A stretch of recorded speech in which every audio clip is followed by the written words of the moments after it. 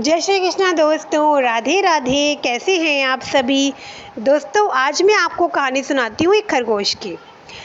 जैसा कि आप सब जानते हैं कि मैं ज़रा सा हटके हूँ, तो आज की कहानी की समरी भी ज़रा सा हटके है। आज की कहानी की समरी है, यह कहानी है एक खरगोश की, जहाँ उसकी माँ ने ली परीक्षा अपने बेटे की। बेटे ने मगरमच्छ की लाइन लगा दी, उसे पार कर अपनी समझदारी दिखा दी। तो ये थी आज की कहानी की समरी। तो इससे आपको आइडिया हो गया होगा कि आज की कहानी किसकी है। तो चलिए कहानी को हम शुरू करते हैं। एक बार की बात है, एक खरगोश अपनी माँ के साथ रहता था। खरगोश मतलब बेबी खरगोश, छोटा सा, बहुत छोटा सा। तो उसकी मदर काम पे जाती थी डेली। माँ और बेटे ही रहते थे और कोई घर में था ही नहीं। बहुत खूबसूरत जंगल था जहाँ पे सब अपनी अपनी ज़िंदगी अच्छे से जीवन व्यतीत कर रहे थे। तो क्या होता है, उसकी जो मदर होती है वो बाहर जॉब पे जाती है और अब जब वो जाती थी तो अपने बेटे को बंद करके जाती थी, मतलब बाहर लॉक लगा के जाती थी, क्योंकि उसका जो बेटा था बड़ा छोटा था।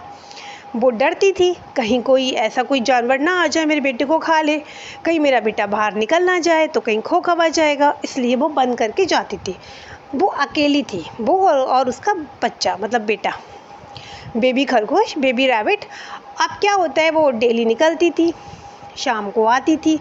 पर जब वो जाती थी तो रास्ते पे एक बहुत गहरी और बड़ी नदी पड़ती थी। उस नदी में बहुत सारे क्रोकोडाइल थे, पर वो बड़ी समझदारी से नदी को पार करती थी और अच्छे से शाम को आती थी। तो ऐसे ही टाइम बढ़ता गया तो जो बेबी खरगोश था वो थोड़ा सा बड़ा भी होता गया। अब वो उसकी मदर से ये सोचती है कि ऐसे तो मैं इसे कब तक बंद करके रखूँगी भाई, अब जब बाहर नहीं निकलेगा तो मेरी काम में मतलब हेल्प कैसे कराएगा। इसको भी कल को कुछ ना कुछ करना है, 24 घंटे घर में तो नहीं पड़ा रहेगा। ये बड़ा भी होता जा रहा था। तो क्या करती है, उसको एक दिन हल्का सा बुखार होता है। तो वो अपने बेटे से कहती है, बेटे का नाम उसका चिंटू था।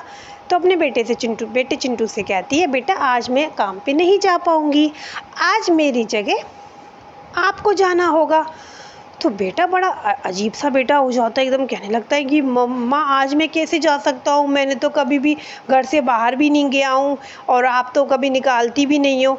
तो उसकी माँ कहती है कि बेटा कोई बात नहीं, आप आज कल नहीं निकले तो आज निकलो, और अगर आज नहीं निकले तो कल भी नहीं निकल पाओगे, है ना। तो कहता है ठीक है, आप मुझे बता दो मुझे क्या करना है और कहाँ जाना है। वो मनी मन में डर रही होती है उसकी मदर कि मैं अपने बेटे को पहली बार तो भेज रही हूँ, उसको कुछ सामान, जहाँ वो काम कर रही थी उसको वहाँ पे सामान कुछ देना था और वहाँ से उसको पेमेंट लेना था। तो वही चीज़ वो अपने बेटे को समझाती है कि बेटा आप ये सामान वहाँ पे दे देना और वहाँ से सामान वो रुपए आपको वो देंगे तो ले आना। तो कहता है ठीक है। तो वो बताती रास्ता, ऐसे ऐसे आप जाना, वो नाम वाम सब बता देती है, एड्रेस पूरा अपना लिख देती है, पूरा एड्रेस बता देती है। पर वो एक बात कहती है कि रास्ते में नदी पड़ेगी बेटा। कहता है अच्छा माँ, और उस नदी में बहुत सारे क्रोकोडाइल हैं, बहुत सारे हैं। अब आपको उन क्रोकोडाइल से बच के ही निकलना है और फिर अपना सामान वहाँ पे देख कर आना है, सेल करके आना है, और मतलब वहाँ से पेमेंट लेते हुए फिर उसी रास्ते से ही आपको आना है, और दूसरा कोई रास्ता है ही नहीं। तो वो चिंटू कहता है ठीक है मम्मा, मैं चला जाऊँगा, आप परेशान मत हो। पर वो माँ थी ना, उसको अंदर ही अंदर डर लग रहा था, बहुत बहुत मन से डरी हुई थी, क्योंकि उसका बेटा ही बेटा था, जो कुछ था वो उसका चिंटू ही था, पूरी ज़िंदगी उसका चिंटू बेटा था। अब वो अपने बेटे को भेजती तो है पर अंदर से डर भी लग रहा था। पर वो क्या करती है, वो उसको ज़्यादा बुखार नहीं होता है, हल्का सा होता है, वो इतनी होती है कि वो जा सकती थी, पर वो जानबूझ के अवॉइड उसने किया, क्योंकि जब तक वो अपने बेटे को बाहर नहीं निकालेगी तब तक बेटा बाहर की दुनिया को पहचानेगा कैसे। अब वो अपने साथ भी ले जा सकती थी, पर उसने ऐसा भी नहीं किया, क्योंकि कल को अगर वो अकेला हो गया तो भी तो स्टेप उठाएगा। तो इसलिए उसने पहले से उसको प्लान, मतलब पहले से उसकी तैयारी कर दी कि भैया तुम अपना अकेले करो।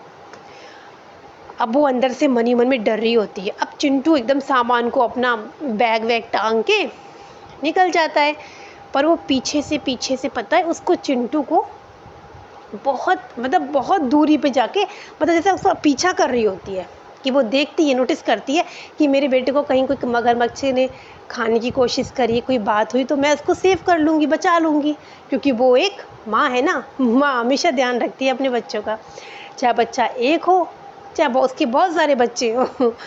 तो इसी तरीके से जो चिंटू की माँ थी उसका मतलब उसका पीछा कर रही थी। चिंटू अपना बैग में सामान वामान लेके अपना नदी के पास जाता है। अब चिंटू को याद आई, माँ ने बोला था कि यहाँ बहुत सारे क्रोकोडाइल हैं, अब मैं निकलूँगा कैसे। तो चिंटू के मन में एक आइडिया आता है। चिंटू कहते हैं, अरे यहाँ पे कोई है, यहाँ पे मगरमच्छ के राजा, जो इस नदी में, जो इस नदी के राजा और जो मगरमच्छ के जो राजा हैं जो इस नदी में रहते हैं, उनसे मैं मिलना चाहता हूँ। तो अंदर से मतलब वो 2-3 बार ये वाले मतलब ये 2-3 बार ये लाइन कहता है कि नदी के राजा जो मगरमच्छ हैं उनसे मैं मिलना चाहता हूँ, वो बहुत बहादुर हैं, बलशाली हैं। तो ये सब तो उसकी मदर भी सुन रही होती है दूर से खड़े होकर। तो वो मन ही मन में सोचती है कर क्या रहा है, पर चिंटू तो चिंटू है। फिर चिंटू फिर कहता है, नदी के राजा जो है नदी के राजा जो मगरमच्छ हैं उनसे मैं मिलना चाहता हूँ, कृपया करके वो थोड़ा बाहर आएँ।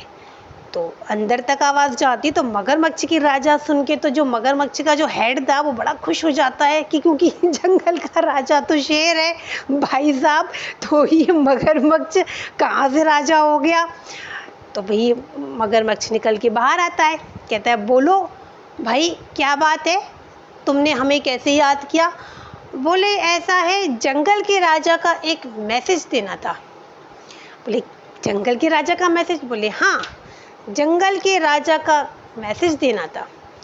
उन्होंने ये बोला है कि जितने भी एरिया में मगरमच्छ हैं, इस नदी में मगरमच्छ हैं, और जो वाटर में रहते हैं, वाटर एनिमल्स हैं, जो लैंड एनिमल्स हैं, उन सब की काउंटिंग हमको करनी है। तो बोले अच्छा क्यों। बोले वो सब राजा जाने, और जब भी राजा ने कहा काउंटिंग करके बता देना, ये काम उन्होंने मुझे सौंपा है, क्योंकि मैं थोड़ा सा दौड़ने में तेज़ हूँ इसलिए, और ये सारे काम मुझे करने हैं। तो अभी मैं आधा काम तो मैंने कर लिया है, अब ये नदी वाला काम रह गया है। तो बोले तो क्या करें बताओ। बोले तो आप बताओ, आपकी नदी में कितने मगरमच्छ हैं। तो मगरमच्छ के जो राजा कहते हैं कि अब देखते हैं। बोले नहीं आप बताइएगा। तो बोले तुम गिनोगे कैसे। कहते वो चिंटू कहता है आप एक काम करना, आप इधर आ जाओ, मतलब एक लाइन बना दीजिएगा मगरमच्छों की, यहाँ से उस नदी के पार तक, क्योंकि मुझे उस नदी के पार में भी एक नदी है, वहाँ भी मुझे काउंटिंग करनी है, और वहाँ के भी एनिमल्स को बोलना है, और ये सारी काउंटिंग करके मैं राजा को दूंगा। फिर राजा डिसाइड करेंगे किसको क्या गिफ्ट देना है, तो वो गिफ्ट आप तक आ जाएगी। बोले अरे वाह, गिफ्ट मिलेगा।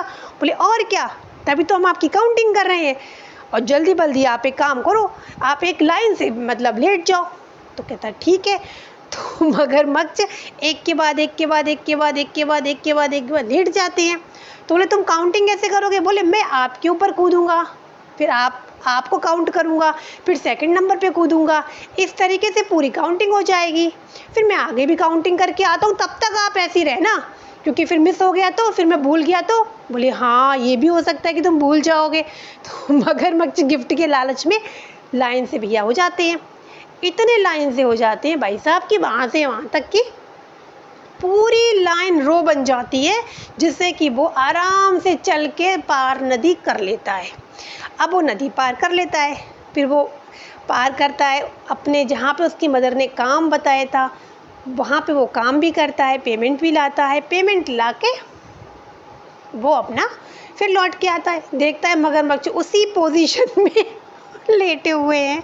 तो वो फिर वो कहता है अच्छा मैं भूल गया था काउंटिंग क्या थी। फिर वो दोबारा काउंटिंग करके अपने नदी को क्रॉस कर देता है। अब वो मगरमच्छ कहते हैं तुमने काउंटिंग कर ली। कहता हाँ अब मैंने काउंटिंग कर ली, गिफ्ट राजा जब चाहेंगे तब आपको भिजवा देंगे, ठीक है टाटा बाय बाय। कहते अच्छा ठीक है। तो जब तक वो वहाँ से नदी क्रॉस करके अपना पेमेंट लेके लौटता नहीं था, तब तक उसकी मदर वहीं खड़ी रहती थी। उसकी मदर ने कहा, यार ये तो इतनी तो बुद्धि मेरे में भी नहीं है। फिर वो चुपचाप, उसकी जब मदर देख रही होती है मेरे बेटा आ रहा है, तो अपने घर में चली जाती है। तब तक वो चिंटू भी घर आ जाता है, अपनी मम्मी को पेमेंट भी दे देता है, अपनी माँ को।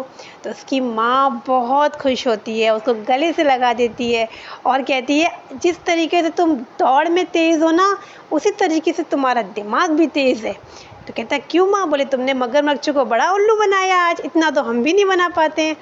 तो वो कह रहा, माँ आपको कैसे पता? बोले, मैं सब नोटिस कर रही थी। तो इस प्रकार से चिंटू ने अपनी माँ का काम भी कर लिया और मगरमच्छ के ऊपर डांस भी कर आए और अपनी मदर का काम करके फिर दोबारा भी काउंटिंग वाला डांस कर लिया और मूर्ख भी बना दिया, पागल बना दिया मगरमच्छ जैसे जानवर को। तो उसकी मदर बहुत खुश हुई।